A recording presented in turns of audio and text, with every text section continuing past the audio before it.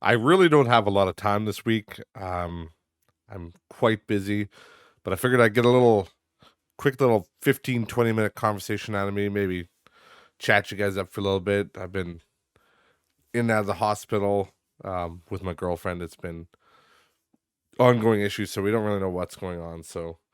But I have a little moment here, so I'm going to get this out before I return to the hospital. And yeah, it's been a little stressful, so let's get into this little episode. Call it a mini-sode.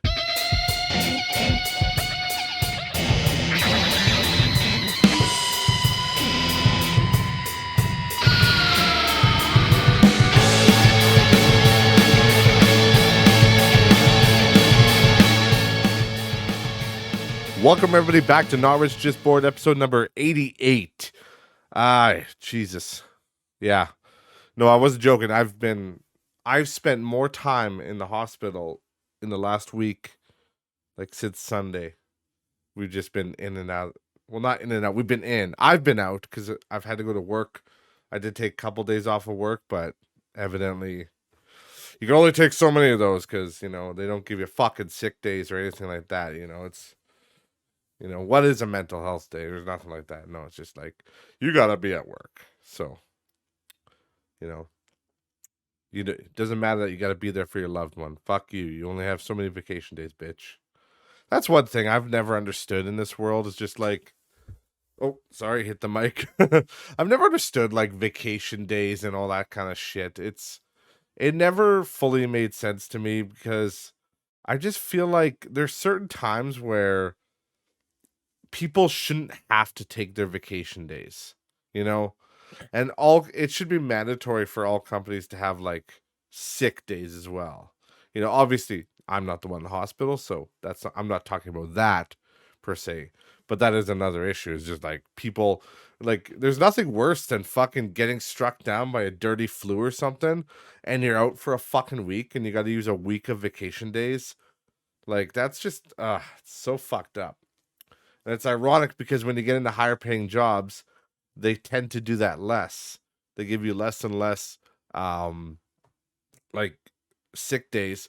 Meanwhile, when I was working at like a fucking dead end job at like Best Buy or Walmart, they actually gave you sick days. Like you had your vacation time, of course, but you also had like sick days where it's like I was sick and I think you only got like 4 a month, but or something like that, like a maximum of 4 a month, but still you got 4 a month. Like that's better than that. I'll take that any day over using my vacation all the time because and I understand the whole thing of well people will abuse the system and I totally get that. I totally get that. If somebody's got a fucking headache every second Friday and they're like, "Oh, I just can't come to work." Yeah, I get it. You gotta do it on a case by case basis. People are smart. They know who the fucking bullshitters are. It's not that hard to figure out. But if a guy's only sick a couple times a year and he's sick all week and then he has to take Monday, Friday off or Monday, Tuesday off or something like that, just give him the fucking days off. Well, you gotta cut away his vacation time. I never understood that. It's so fucking stupid to me. But anyways, yeah, so we've been dealing with that. We don't unfortunately there's no prognosis on that.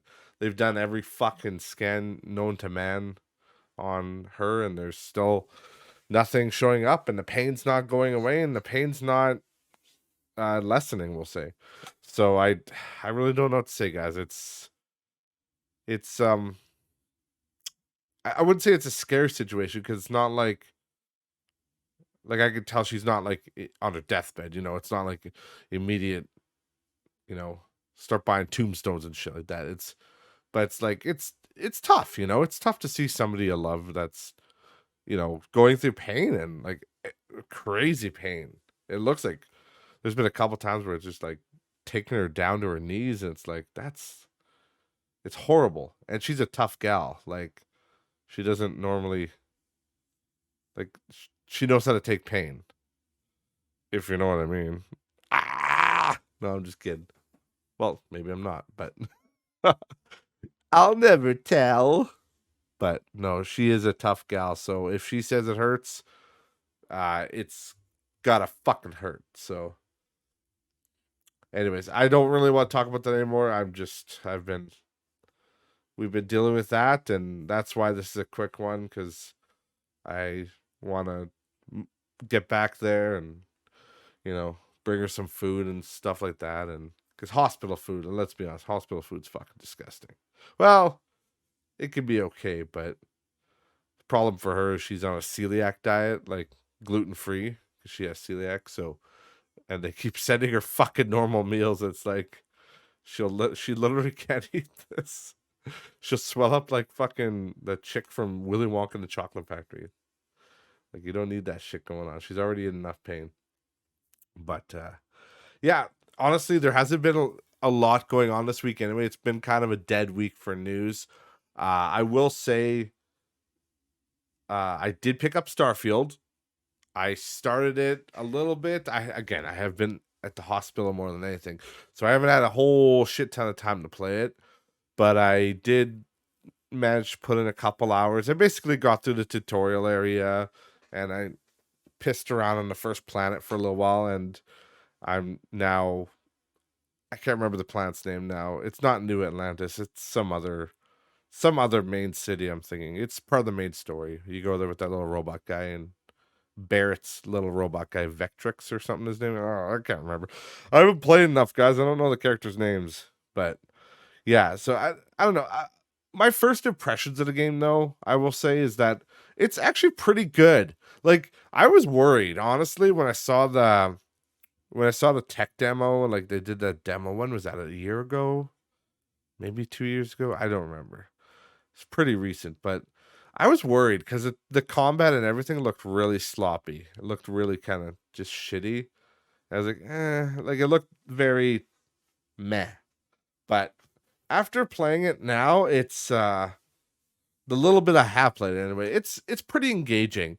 They got the whole like surveying and stuff, and you could survey planets, collect minerals, and the minerals, not only does it help you survey the planet, but it also helps you with your crafting. So I've already gotten deep into the crafting, and I'm trying to like collect all this stuff, and it really is a Bethesda game. Like, it's funny because that's how people have described it, but that's the truest description of it. It is a Bethesda game because it's almost like you're playing Skyrim and Fallout 4 at the same time, because it's got like a lot of the things from each of them. It's got like the crafting system from Fallout, and the junk collection where you kind of like Skyrim didn't really have that for junk. Like, when you saw like a pot or something, there was no real incentive to grab pots or anything like that unless you were going to sell them. Eventually they made it so that you needed wood and stuff in the expansion to build a house or something, but other than that, there really wasn't much incentive to like just pick up trash and stuff like that. But from what I've observed in Starfield, I mean, in Fallout, you could use it all for everything, for scrap. But what I've noticed in Starfield, you can use like duct tape as adhesive, I think, and like there's beauty products that you use in crafting. Like, I haven't gotten much into it, but I think it's like any beauty product, like soap or shampoo. So it's pretty neat that it really is a combination of multiple Bethesda games. But I don't know, I like it so far. I haven't given it enough of a shake to give it a full review, but the combat's pretty fluid. The gunplay is fun, and it's nice that the talent trees that I have not looked into them much, but they look pretty cool. Like, not bad. And I like the idea that you don't just get a skill, like when you purchase a skill. I like the idea that you have to work for it a little bit. You have to you have to buy it, and then there's a challenge. You have to do a challenge to actually unlock it to use it. So I like the idea of that because it makes you more focused on your character. Like, my character's I've kind of made my character in like an outlaw way. He's like a think of like a Han Solo type guy. Like, he's kind of an anti-hero. He's not bad, not evil, but he's also not good. He's not fully good. He's willing to do some bad things. So, lie, cheat, and steal, that kind of thing. And then he likes his pistols. So I went with the pistol one and the speech. So I'm gonna be trying to do like major and pistols and speech. I always do speech in Bethesda games. I used to not when I was a young and dumb kid, but when you're older playing those games, you realize, especially in the Fallout series, that speech is so important. It's just like when I play Fallout 3 or New Vegas, I always put 100 points in the speech right away because speech checks are free experience, and also you can like get unique shit to happen in the game. And there's lots of times where you can just talk people out of leaving. Famously, I think I've talked about it on here before, but famously at the end of Fallout New Vegas, you can literally beat the last boss. If you have speech of 100, you can just tell him to go home. There's like speech checks all the way from 25 to 100. And yeah, if you have 100 speech, you can just tell him to go home. Like, sorry, Caesar, I think you've done good. Your army looks great, but I think you should go home. I think you should leave. And yeah, he just kind of was like, maybe you're right. This is stupid. And then yeah, he pisses off. So, but yeah, so that's what I'm doing with Starfield. I'm hoping to check it out more. Hopefully, we can get all this hospital stuff over with and in the rearview mirror soon. Especially because we have a wedding to go to soon. So, and it's one of her childhood like best friends. So, it would be really fucking shitty if she missed that wedding. But I mean, if you're bowled over in pain, you can't fucking do much about it. So it's not her fault. So I'm sure they'll understand. But either way, another thing I was gonna say, there's two little things. This was one thing that I just thought was funny, that I saw. This was in just like a local Facebook group or something, or a Facebook marketplace. There's a guy and he was let me just bring it up here. Well, I'll bring up the price of it. So he brought in well, he didn't bring in. He had it on the Facebook Marketplace. Slifer the Sky Dragon from Yu-Gi-Oh. Now, if you guys are fans of Yu-Gi-Oh, you know, you just came in your pants because Slifer is an awesome card and probably one of the coolest artwork. Like, it's just one of the sickest cards in Yu-Gi-Oh. It's one of the Egyptian gods. It's a very very very cool and sought after card. But the thing is, Slifer the Sky Dragon almost entirely is a promo card. Almost always it was a promo card. And by what do I mean by promo card? I mean it'll just be in a preset pack. Like this one in particular that he's trying to sell, it came from like the EGS 1 EN001. So that was like Egyptian God set 1, which I believe I haven't I didn't have the time. Obviously, I've been too busy. I didn't have the time to take out mine because I think this is the set I have it from. Because there was actually it was a little box set, and it came with all three Egyptian gods. It came with Obelisk, the Tormentor, Slifer the Sky Dragon, and the Winged Dragon of Ra. But the reason that these cards are not worth anything is because they were promo. Like this one's it's technically not a promo, I guess, but it came from a box set that you're guaranteed to get it in, which means it's not rare, right? It's just like there's certain versions of the Blue Eyes White Dragon that are not rare. Like the starter deck Kaiba one, we all had that one. It was everywhere because it came in a starter deck, guaranteed.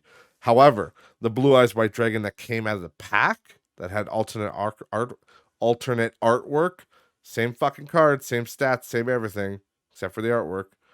It's worth thousands of dollars because it's so rare. Now, those are also very old at this point, so the starter deck Kaiba Blue Eyes are actually worth a little bit, not a lot, but they are worth a little bit of money these days, even though they were in a starter deck. But it's because they're, you know, they're getting harder to get now. They're 24 years old. When did I think Legacy of Blue Eyes came out in like 99, 2000, something like that. I don't know. Either ways, why am I saying this? The reason I'm saying it is because there's a guy on a Facebook, um, on a Facebook marketplace ad, and he was trying to sell this fucking card, Slifer the Sky Dragon, for $5,000. And I'm like, holy fucking shit, dude. What the hell? I'm like, are you crazy? And the worst part about it is, I wish I could show you guys a picture. I don't have the picture with me right now, but I wish I could show you guys. But it's like, he's got like a little crinkle in the card. Like it's not even like a good quality card, which is the worst part. But right away, the first thing I do when I look at posts like that is I look at because each card is a serial number. Like I said, this one in particular that he had, and I just had I made sure because I'm not super sure about this. I could look it up, I guess, but I imagine there was a Slifer the Sky Dragon at one point that came in a pack that was ultra rare. But yeah, this one is not the one. The one he has is the EGS1, which I'm pretty sure stands for Egyptian God Set 1.